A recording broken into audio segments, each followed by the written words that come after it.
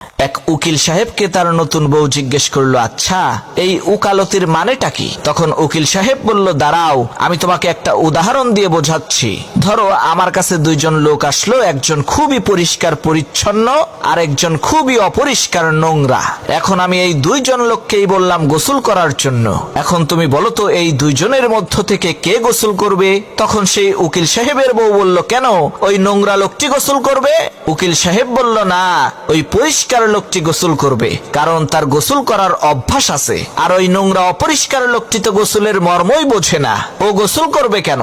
উকিল সাহেব আবার তার স্ত্রীকে বলল, এখন বলো কে গোসল করবে? উকিল সাহেবের স্ত্রী বলল, ওই পরিষ্কার লোকটি গোসল করবে। উকিল সাহেব বলল, না বরং ওই নোংরা লোকটি গোসল করবে, কারণ তার গোসল করার প্রয়োজন, আর পরিষ্কার লোকটির তো গোসল করার প্রয়োজনই নেই।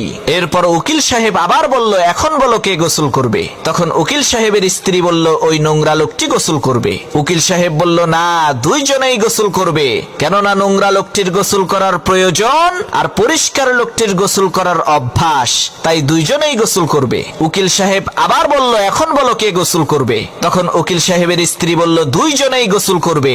উকিল সাহেব বলল, না দুইজনের একজনেও গোসল করবে না, কারণ নোংরা লোকটির গোসল করার অভ্যাস নাই আর পরিষ্কার লোকটির গোসল করার প্রয়োজন নাই।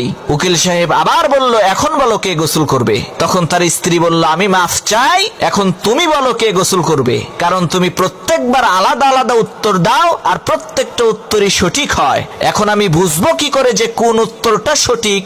তখন উকিল সাহেব তার স্ত্রীকে বলল, এটাই ওকালতি, কোন উত্তরটা সঠিক সেটা কোনো বিষয় না, আসল বিষয় হলো আমি আমার কথাকে সঠিক প্রমাণ করার জন্য কতগুলো যুক্তি আর দলিল দিতে পারি।